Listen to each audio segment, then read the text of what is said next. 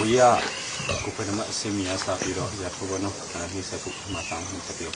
ကျွန်တော်ပြန်တော့မှတ်ကြီး9639တင်ငါဘိုးကြီးကောင်းမင်းတော့เป็นมาตาวันสะดินทางဆောင်လိုက်စတင်တောင်ထားဆောင်တော့ခမ336ဖက်ခေါ်ပြီးတော့ဒီတော့ဘုံမစရနာကျော်လွိုက်ခေါ်ဖက်ရနေပြီးတော့ခုခလာနေ68မြေ68ရောက်တာဘယ်လောက်ကြာပြီလဲ9လ9လဒီရောက်ရောက်ချင်းပါမှာပဲတာဝန်ထမ်းဆောင်ရောက်ချင်းစစ်ကြောင်းနေမှုတလားကန်ပြီးတော့ဘာရောက်စစ်ကြောင်းနေမှုတော့ကမြို့ထဲမှာဖမ်းဆေးတာတွေပါလုပ်ပြီလားမလုပ်ကျွန်တော်ရောတော့ပြောင်းအောင်ဖမ်းအရင်လှုပ်ထားတဲ့လူတွေကြောက်ဘယ်လိုလုပ်ကြလဲအဲ့တော့မသိဘူးတော့ပုံမှန်ထားကျွန်တော်ရောက်တော့ပုံမှန်မရှိတော့ဘာမှနေတော့ကတေးချအမိတ်ပါရထားရှိလဲကြီးကြောက်တော့မရောက်ဘူးတိုက်ပွဲရောဘယ်နှခါတိုက်ပွဲဒီလက်ဒီတော့သိပြီးတော့သိပြီးတော့ကျွန်တော်တို့ကရုံးမှာဆိုစစ်တော့မတက်အောင်စစ်မတက်ဘူးဒီပေါ့ဟိုအရင်တော့ရှင်းတန်းထုတ်ပြီးတော့မိကနေအခုလက်ရှိဒီဘာတိုက်ပွဲမှာရောတန်ရာဘယ်နှချက်ရလိုက်လဲ3ချက်ချက်တစ်ချက်လောက်ပြောပြပါပေးမှာရဒူးရယ်ငထင်ရှင်ပဲဂျင်ဘကတော့ဖောက်ထပ်တယ်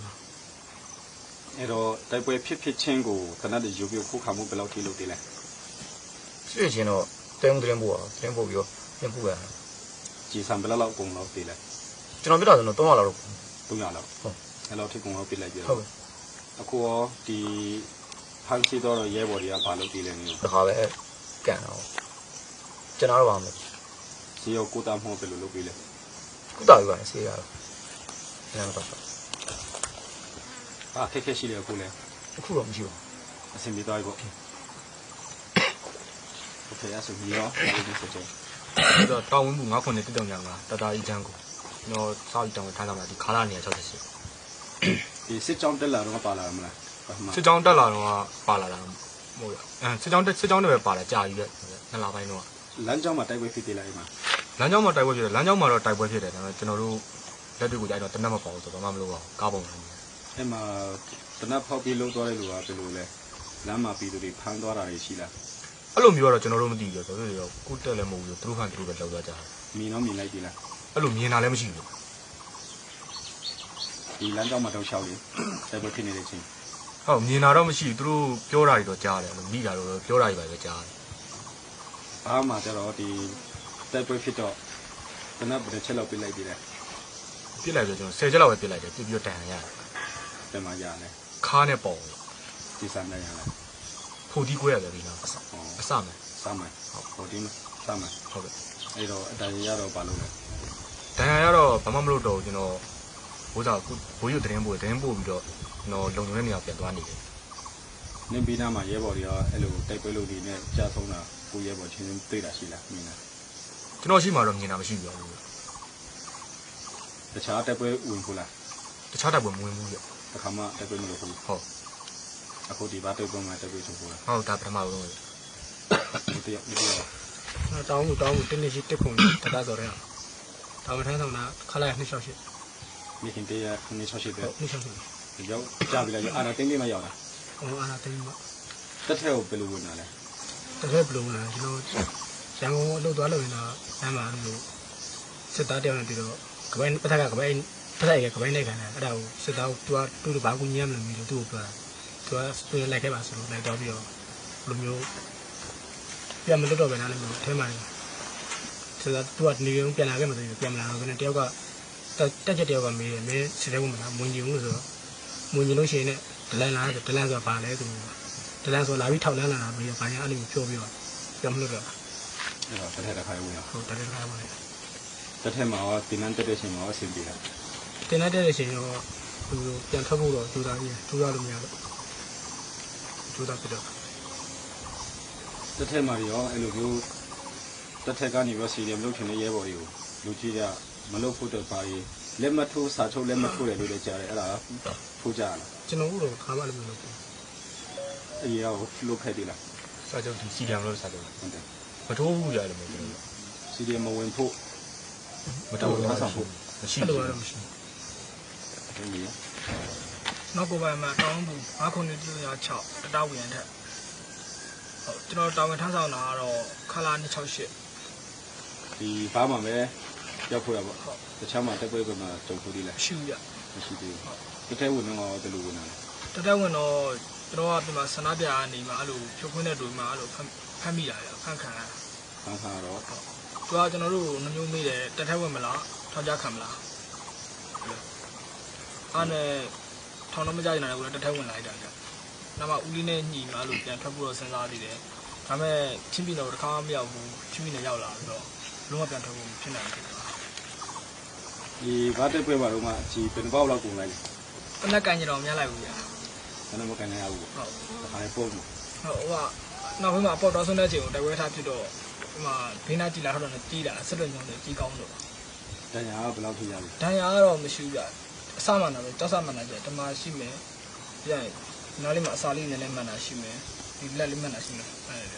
အခုနေတို့ဒီစင်ရက်ကျဲပေါ်ရဖာစီရဲ့နောက်ပိုင်းမှာဘာလို့ဒီလိုကျဲနေတာလို့ဒီလား မရှိဘူးဗျ ယောဂရောပြီးစုပြီးလား ဗျဟုတ်ပြီဗျ တောင်းလို့တစ်နှစ်ကို5-8တက်တော့တဲ့မော်စီရေတော့တောင်းဝင်စထမ်းလောင်းလာဟိုခါလေးရနှစ်ချောင်းစီမိကတည်းကဒီတန်းကြတာ တရင်ရောက်တော့တရင်မှာတခါလေးနေရာဘာလို့တခါလေးချပြရလား တရက်မှတစ်လကျော်လောက်နေပြီးတော့စစ်ကြောင်းမှာ15လောက်တော့တွဲပြီးတော့ဆိုဘာလို့တစ်ခါတန်းကြ စစ်ကြောင်းကဘာလို့လဲ စစ်ကြောင်းကတော့မျိုးလုံုံကြီးကျင်းနေပါပတ်ထား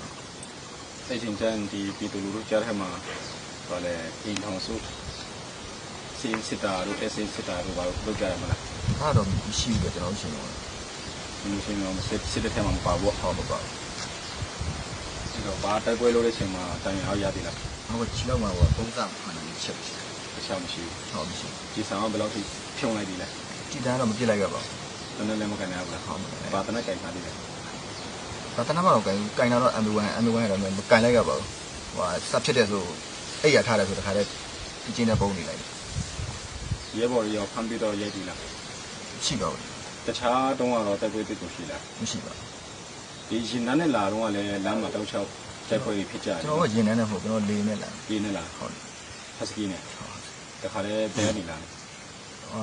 မုံရွာနေပြီးတော့ကလေးကနေပြီးတော့ဒီကို268ကိုလေးနဲ့ တနည်းရောက်ပါလာတယ်အဲ့ဒီတော့ ကျွန်တော်2ယောက်ထင် နှစ်ယောက်ပဲတပ်ပြောင်းနေချာတင်နှန်းစင်းနေလား တင်းတန်းစင်းနဲ့ တော့လ258415ရဲတူတက်ချက်နေလင်းပါဗျ။တော့22ရက်4လပိုင်း2015မှာတင်နန်းစတက်တယ်ခင်ဗျ။အဲကနေမှ2015ခုနှစ်10လပိုင်းမှာ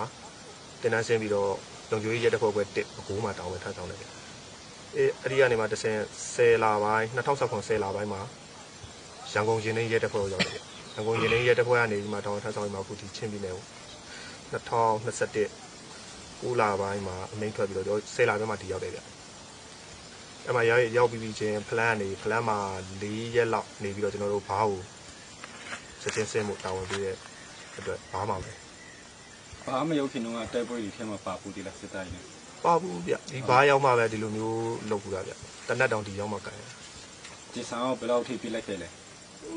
4000လား5000လားပြည့်ရသေးတယ်ဗျ။ကျွန်တော်တနက်ကဂျမ်းဖြစ်သွားတော့ဘာမှလုပ်မရတော့အဲ့နဲ့ကျွန်တော်ဆက်သွေးတူမြောင်းပြီးတော့နောက်တူမြောင်းတစ်ခုပုံမှုဆိုပြီးကူးတဲ့ချိန်မှာနောက်ကနေမှန်တယ် တန်ရာရောဘယ်နှချက်လောက်မှလဲ နှစ်ချက်မှန်တယ်ရဒီကဘိုက်မှာကျတော့နောက်ကနေဖောက်ဝင်တိုင်ရတစ်ချက်အခုံးတစ်ချက် အဲ့ဒါကြည်စံနိုင် ဟုတ်ကဲ့ကြည်တန်တိုင်ရခင်ဗျ ဖမ်းပြီးတော့အခုရောက်ကအောင်ဘယ်လိုလုပ်ပြီးတယ်ကြာစင်တဲ့စင်တော့ဆက်ဆံမရပူပြီးလား ဟုတ်ဒီအဖွဲကဆရာမတွေပဲပူပေးတာခင်ဗျတော်တော်တက်တာ သူကပါရင်ဖာပြီးလဲ မှားတယ်ခင်ဗျဒဏ်ရာဟိုအကြက်မြန်မှုတွေအစားတော့ရှောင်ရမယ့်ဟာလေးတွေအဲ့လိုမျိုးလေးမှားတယ်ဗျပြင်ဆေးပုံမှန်တောက်ဖို့လေးခဏတော့နေတိုင်းလာပြီးတော့တန်ရှင်းလုပ်ပေးကြရဗျ ဘတ်ခမ်းမနေတော့တော်များများမိုးကြတယ်ကြာဟလား ဟုတ် အဲ့လိုပဲလားမိုးလေးပဲနေကြလားရဲတွေက အပြေတန်းအလူကြီးရေလို့တော့မဟုတ်ကြလိုပဲတောက်စားပေါ့လူလေးပဲနေကြတာပေါ့ပါလွတ်လက်နေကြရဗျဘာမှတော့ကြီးရွာနေရောတွားလာတဲ့ပြည်သူလူထုနဲ့ရောကျွန်တော်တို့ပြဿနာတော့မရှိဘူးဗျအခုချိန်ထိပေါ့ဒီတိုက်ပွဲမဖြစ်မချင်းထိပေါ့ဘာမှမဖြစ်ခဲ့ဘူးဗျ တိုက်ပွဲလုပ်မယ်တိုက်ပွဲဖြစ်မယ်ဆိုတော့ဗာတရီမှမကြထားဘူး မကြောက်ဘူးခင်ဗျကျွန်တော်တို့တော့အိယာတော့မထားရသေးဘူးဖြစ်ပြီးဆိုမှကျွန်တော်အိယာတွေကနေပြီးတော့ထားပြီးတော့မှအဲ့လို လာ2433တဲ့ရဲတပ်သားစင်သူအောင်မှာတရက်10လ2012မှာအရှိကန်တင်တန်းတက်ပြီးတော့တင်တန်းစင်တာ2013လပိုင်း15ရက်နေ့မှာဆင်ပြီးရန်ကုန်ရဲတပ်ရင်ကူလှိုင်းသားရမှာတောင်ထမ်းဆောင်တယ်2014 8လပိုင်းထဲမှာအဲ့ပြောင်းမိတ်ကြပြီးတော့ပဲခူးတိုင်းဒေသကြီးကိုရောက်တယ်အဲ့ဒါနဲ့တောင်ခရိုင်အုပ်တွင်းမြို့နယ်မှာဒီ ကျွန်တော်တောင်းထမ်းဆောင်တယ်2021 9လပိုင်းအထိပဲအဲ့မှာ9လပိုင်းထဲမှာအမိန့်ထွက်ပြီးတော့ဒီရှင်းပြည်ကိုအပြောင်းပါတယ်ရှင်းပြည်အပြောင်းပါတော့ဖလန်းခရိုင်ရုံးမှာတွဲပြီးတော့4ရက်5ရက်လောက်နေပြီးတော့သူတို့လည်းအတူတူပဲဘာကိုဆင်းလာရတယ်အဲ့ဒီအချိန်ကနေအခုဖြစ်စဉ်ဖြစ်တဲ့အထိဘာစကားမှာလဲ တိုက်ပွဲတွေ့ကြုံလဲမကြုံ ကျွန် ဘူး တော်ရဲမှာတော့တိုက်ပွဲတွေ့ကြတော့မရှိသလောက်ပဲခင်ဗျ ဒီဘာမှမကြုံဘူးပေါ့ ဟုတ်ကဲ့ ဒီဆန်အောင်ဘယ်လောက်ထိပြလိုက်ခဲ့လဲ ကျွန်တော်ကြည်စံနှစ်ပေါက်ပေါ့တစ်ပေါက်ကကျွန်တော်တို့ကြည်ပေါက်ကမကောင်းလို့တစ်ပေါက်က12တောက်ထဲထားတဲ့တစ်ပေါက်ကုန်သွားတယ်နောက်တစ်ပေါက်ကတော့4-5ချက်လောက်တော့ပြစ်လိုက်တယ် အဲ့ဒါပြီးတော့ အဲ့ဒါပြီးတော့စနိုက်ပါတောက်ချောက်လိုက်ထောင်းနေတော့ကျွန်တော်လည်းပြန်မပြစ်နိုင်တော့ဝင်းထည့်ရတယ်တန်ရာတော့မရှိဘူးမြတ်ကျွန်တော် ပုံအပုံကောင်းတာဗောနော် ဟုတ် တဲ့ရော ကျွန်တော်လာ2-5လေးခွန်3ညဖိလက်တာနောက်လုံးနဲ့ဖြစ်ပါတယ်6ရက်ရှိတဲ့2014မှာတင်တန်းဆင်းပြီးတော့တင်တန်းစတက်ပြီးတော့23ရက်တလား2015မှာတင်တန်းဆင်းမှာတင်တန်းဆင်းပြီးတော့ကင်းပြည်နယ်မဲတိုင်20နဲ့မှာကျွန်တော်တောင်းဝင်ကြပြီးတော့29ရက်9လ2019မှာဘိုးတိုင်းတိုင်းအနောက်ပိုင်းတာရီခရိုင်တောင်မြို့မှာရဲစခန်းမှာတောင်းဝင်ကြတောင်မြို့မှာရဲစခန်းမှာတောင်းဝင်ကြပြီးတော့ချင်းပြည်နယ်တော့အကြောင်းပြပါလောက် ပြောင်းလာတော့ကဘယ်နှခုနေလဲချင်းပြည်နယ်ရောက်တာ ချင်းပြည်နယ်ရောက်တာ12ရက်10လ2021ကပါ အနာတင်းပြီးတော့ ဟုတ် အဲ့အနာတင်းပြီးနောက်ပိုင်းမှာဒီဘာမှတခါလေးကြာလာမျိုးထဲမှာနေရလား ဖလန်မြို့မှာရဲစခန်းမှာပဲကျွန်တော်ကြားသေးတယ်4ရက်လောက်နေရ အဲ့မှာနေတော့ကဒီမြို့တွင်းမှာလုံချုံကြီးနဲ့ဒီပြည်သူလူထုကြီးဖမ်းဆီးတာလုပ်တဲ့ချိန်မှာဟောပါသေးလား မပါဘူးပြကျွန်တော်အဲ့ဒါတော့မရှိဘူးပြ အဲ့ဖမ်းထားတဲ့ဟာတွေရောစခန်းမှာဘယ်လိုထားလဲသိလား မတည်ဘူးပြကျွန်တော်တို့ အချုပ်ခိုင်းစောင့်တာတော့ဘာတောင်းမကြဘူးပေါ့ ကမကြောက်အချုပ်ခန်းမှာကျွန်တော်မကြောက်ဘူးကျွန်တော်ကျောင်းလုံးလေးပါသွားတာပဲ ရော လာနည်းနည်းလေး3ကတည်းရဲတက်ချက်ထုံးလင်းကြော2008မှာတင်နန်းတက်တယ်အဲ2008မှာပဲတင်နန်းဆင်းတယ်ဒီလိုရဲတက်ရင်8မှာကြာတယ်အဲအနေမှာဒီနေ့ဒီချင်းကိုမပြောင်းခင်ဒီပဲချင်းကိုကတော့ကျွန်တော်တို့ဒီ21 10လပိုင်းမှာကျွန်တော်တို့ပြောင်းလာတယ်ဘာဟုတ်ကကျွန်တော်တို့10လပိုင်း18ရက်နေ့မှာဘာဟုတ်ရောက်တယ် အဲ့မရောက်ခင်တော့ဒီချင်းတောင်ပြောင်းလာတော့ကအရင်ထင်းကနေဒီရဲတပ်ဖွဲ့ကိုပြောင်းလာတာဒီချင်းတောင်လာတာဘယ်လောက်ရှိလဲအင်း အင်းအားများတယ်ကျွန်တော်400ကျော်လောက်ရှိမှာဒါတော့ဟိုတပီနယ်လုံးပေါ့အရှမ်းဟိုဘက်ဟိုမတူပီမင်းတပ်ဘက်ဟိုဒီဘက်ကတော့ခွဲလိုက်တော့ဒီဘက်က200လောက်တော့ပါလား ဘာအရင်တော့ရဲတပ်ချက်ဆိုအရင်တော့ဟိုဖက်မှာနေတော့တိုက်ပွဲရပါကြုံဘူးလား မရှိဘူးကျွန်တော်တော့ရင်လိမ့်မယ်ရင်လိမ့်မယ်ဆိုတော့တိုက်ပွဲအတွေ့အကြုံလည်းမရှိဘူးဒီရောက်မှဒါကြုံတာ ဒီရောက်တာဘယ်လောက်ကြာပြီလဲခင်ဗျာ ပလန်ရောက်တာတော့ကျွန်တော်တို့4-5ရက်ပဲကျွန်တော်အဲ့ရနေပြောင်းလာပြီးတော့ဘာဟုတ်တန်းရောက်တယ်ဘာမှပဲဟိုတောက်ချောင်း ဘာမှဘယ်လောက်ကြာလိုက်လဲ တစ်နှစ်ခွဲကြုံတော့ ဒီကြားထဲမှာဒီဘာရောက်ပြီးတော့ဒီရဲတပ်ဖွဲ့တရင်ကနေပြီးတော့ဒီပြည်သူနဲ့စစ်စီဆန္ဒပြတာစစ်စီတာတွေလုပ်တယ်ဒီနာရှိလားဘယ်လိုလုပ်လဲ အဲ့လိုတော့မရှိပါဘူးကျွန်တော်တို့ဘာမှရောက်နေကာလပတ်လုံးဘာနာစီးတာဘာညာမရှိဘူးဒီရင်သွားရင်လာစစ်ဆေးတာပဲ ရင်သွားရင်လာနေဖမ်းတာတော့ မရှိဘူးအဲ့ဒါဘာမှမရှိဘူးကျွန်တော်ဘာနာစီးတာတခုမှမလုပ်စစ်ဆေးတာတခုပဲ ဟုတ်တယ် ကျွန်တော်ကလာ2-5-3ညလေးကိုရှိရတဲ့သားခမောင်းလားကျွန်တော်ဟာဘောအခြေခံတင်တန်းက28ရက်10လ2013ကနေပြီးတော့အခြေခံတင်တန်းအမနစ်ရဲလေးကြီးတောင်ဝတိကမှာတင်တန်းတက်ခဲ့ပါတယ်အဲ့ဒီတင်တန်းဆင်းတော့17ရက်4လ2014မှာတင်တန်းဆင်းခဲ့ပြီးနောက်ပြီးဟွာဘောရှမ်းပြည်နယ်အမ26လုံခြုံရေးတပ်ဖွဲ့ပေါ့အားမှာတောင်းဝင်ကြတယ်အားနေပြီးတော့ကျွန်တော်တို့ပဲခူးတိုင်းတာဝတီခရိုင်ဇီးကုန်းမြို့မှာရတဲ့ခါမှာပေါ့တောင်းဝင်ကြပြီးတော့အခုဒီချင်းပြည်နယ်ကိုကြောင်းပါလာ ဒီတက်ပြောင်းရင်နှန်းနဲ့ပါလား ဟုတ်ကဲ့ခင်ဗျတရားရင်နဲ့ပါလာခင်ဗျ အဲ့နောက်ပိုင်းရောပါရီချုံပြီလဲ အနောက်ပိုင်းမှာတော့ကျွန်တော်ဘာမှတော့မကြုံခဲ့ပါဘူးခင်ဗျ ဘာမှ ဘာမှကအခုဒီဖြစ်တဲ့တိုက်ပွဲဒီအတွေ့အကြုံဒီတစ်ခုပဲရှိတာ ရောက်တာကြာပြီလားဘာမှ ရောက်တာကသူတို့ဒီဆရာလုံးနဲ့အတူတူပါပဲခင်ဗျ အတူတူ ဟုတ်ကဲ့ခင်ဗျတစ်ပွဲတည်းပါဟုတ်ကဲ့ မပြော လာနေမှာ6 50တခါနေတယ်မှာတော့မကွေးတရားနဲ့ရှင်းပြတယ်တော့ ဖလန်းကိုရောက်တာကြာပြီလား ဖလန်းရောက်တာကြာပြီ9နှစ်လောက်ရှိ ငါးနှစ်လောက်ရှိပြီဘာမှကြာ ဘာမှပဲတခါတည်း ဘာပဲဘာမှပဲ ဟုတ်ဖလန်း ဘယ်ရောသားလဲ ဖိုင်ဆိုရ ဖလန်းနေဖိုင်ရောသား ဟုတ် မိဘတွေရောအဲ့ရောမှာပဲရှိရတယ် ဟုတ်ကြောမှာပဲရှိ တိုက်ပွဲမှာတန်ရဘယ်လောက်ထိရလဲ တယ်ချက်ရပါပေါ့ ဂျီဆန်တန်ရလားပါထိတယ် ဒီစံတိုင်း ဂျီဆန်မြောက်ဂျီဆန်ဘယ်လောက်ထိပြစ်လိုက်လဲ ဒ နော်နှတော့ထဲတစ်ခါတည်းမှတော့မရတော့ နှတော့ထည့်ပြလိုက်ရတယ်တခါတည်းမှန်သွားတယ် ဟုတ်တယ် မှန်ပြီးတော့ပါလို့လဲလဲဝက်နေလိုက်တယ် ဟုတ်တယ်လေလိုက် 那那可能超一点，也得打中的嘛嘛。今天讲我这个你，谁超过你？今天这 ဝတ်ထိကန်တင်နန်းကျောင်းကနေတင်နန်းဆင်းပြီးတော့ 也开比呢嘛，家里 ဘယ်မှာကြားလဲကြခိုင်ပြီးနေပြီ 忙到那哈里嘛家， ဘယ်နှခုနှစ်တုန်းကလဲလား 谢，那种谢， တိုက်ပွဲသားဖြစ်တယ်မလားအဲ့တော့ 批到批的，咱都批到那批不， မပြဘူးပေါ့ 批不， တခါမှတိုက်ပွဲတော့မကြုံဘူး 那种不， အဲ့တော့ဒီဖလန်းကိုဘယ်နှခုနှစ်ရောက်လဲ 那种，那些，都那些嘛要， ဒီအာနာမသိခင်ပေါ့ 好的， အာနာသိခင်တော့မြို့ထဲမှာပဲတာဝန်ထမ်းဆောင်လို့ပြမှာတာဝန်ထမ်းဆောင်တယ် 你妈妈会谈什么？ မြို့မှာရုံးမှနေရလားကင်းဆောင်နေနေရလား 冰霜， ကင်းဆောင်နေလုံချူကြီးပေါ့ 好的， ဘာစခန်းကိုဘယ်တော့မှစရောက်လဲကြာပြီလား 你这不会读呢，读。 အတူတူပဲလားအတူတူပွဲထဲနဲ့လာပေါ့ သူတို့အရင်တစ်ပတ်လောက်သူတို့ကရှင်းနေတယ်တော့နောက်မှာ ဘယ်ရွာသားလဲ သူကဘော်တဲ ဘော်တဲဒီဖလန်းမြို့နယ်ဘော်တဲရွာ ဟုတ်တယ် ဒီတေးဘော်စခန်းဘေးနားလေးမှာတိုက်ပွဲတွေဖြစ်တော့မိဘတွေကအဲ့မှာရှိသေးလား ရှိတော့ မရှိတော့ပြီးကုန်ပြီအနေကတက်ထဲမှာနေတော့လားအဲ့ဒါ ဟုတ်တယ် ရှိတယ်မလို့ဖို့မိဘတွေမတိုက်တုံးလား တိတ်နေတယ် တိုက်တုံးနေမလို့ရှင်းဘူးပေါ့ မလို့ရှင်းရတယ်ပေါ့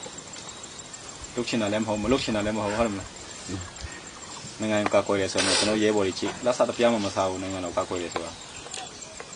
တိုက်ပွဲကဒီဘာတိုက်ပွဲတော့ကဘာတန်ရရသေးလဲ ပုံမှာ ကြည်စံနေလား ဟုတ်တယ် မှန်တော့အကူတက်တာပြီလား ကိုတော့တက်တာတယ် ကြည်စံကဘယ်တော့ပြင်လိုက်သေးလဲ သူကမပြရောက်တနေ့တော့မခရောက် တန်းတော့မကြိုက်ပဲနဲ့ပုံနေလိုက်တာပေါ့အပုံကောင်းလို့လွတ်သွားတယ်ဟုတ်လားဘယ်တော့ရောက်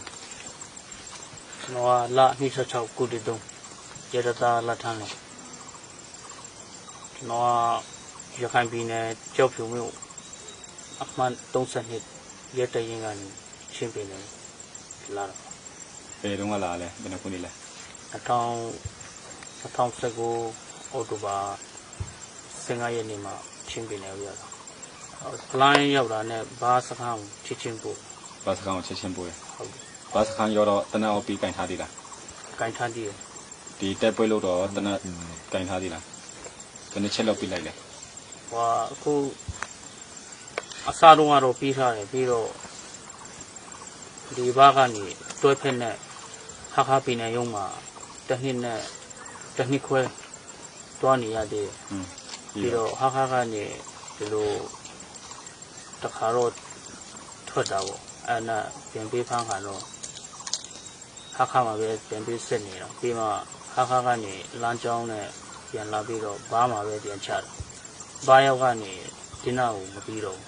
တနက်ပြီးမကင်တော့ဘူး ပြီးမှခိုင်းတော့ အခုတိုက်ပွဲဖြစ်တော့တနက်ရှိလာပြီးတော့ မရှိပါဘူး တနက်မတုံးလိုက်ဘူးပေါ့ မတုံးလိုက်ဘူး တန်ညာရောဘယ်လောက်ထိရသေးလဲ တန်ရပုံမှာတစ်ချက်ပြီးတော့လက်မှာတစ်ချက် ကြည်စံလား ဒီစမ်းပဲ ဘာရောသားလဲ ကျွန်တော်ကဖလားမြို့နယ်ဘူကျုံကြီးပါ မိဘတွေရောအဲ့မှာရှိလား အဖေကဘို့ဟိုရွာမှာရှိတယ်အမေကတော့ကလေး မိဘတွေရောစီတယ်လို့ပို့တိုက်တွန်းသေးလား တိုက်တွန်းအရာတိုက်တွန်းပါတယ်ဟိုတခါတော့ထွက်တော့ဒါမှဒီလိုနေတော့စစ်မလုံးနိုင်ဘူး ဒီဘာမှတာဝန်ထမ်းဆောင်တော့ကဖလန်းမောင်ဟာခါမောင်တာဝန်ထမ်းဆောင်တော့ကဒီရဲတွေနဲ့စစ်သားတွေနဲ့ပူးပေါင်းပြီးတော့ပြည်သူတွေကိုဆန္ဒပြတာတို့ဘာလို့လိုက်ရှာပြီးလိုက်ဖမ်းတဲ့ဟာတွေရောကိုယ်တွေကြုံတွေ့တာရှိလား ကိုယ်တိုင်ကြုံတွေ့တာမရှိဘူးခါမှာတော့ရုံးမှာပဲနေ ရုံးမှနေတော့ရုံးမှ report တော့လာတယ်မလား ဟိုက report တော့ဝင်ပါတယ် အဲ့ဒါတော့ဒီပြည်သူတွေဖမ်းဆီးတာဘယ်လိုဖမ်းဆီးဘယ်လိုလုပ်လဲဆိုတော့သိတာရှိတာ အဲ့လိုတည်တာတော့မရှိပါဘူးကျွန်တော်တည်တာတော့အဲ့မြူတွေးမှာခိုက်ပွဲအဲ့လိုဖြစ်တာတော့အဲ့လိုမျိုးလိုဘယ်နှစ်ယောက်ဘယ်လောက်ကြတယ်အဲ့လိုမျိုးပဲတည်တယ်အဲ့ဒါတရင်အဲ့လိုကြီးထူးခြားတာတော့ကျွန်တော်မသိပါဘူး ဒီဖမ်းခံရပြည်တဲ့နောက်ပိုင်းမှာကျွန်တော်ရဲဘော်ရဲနဲ့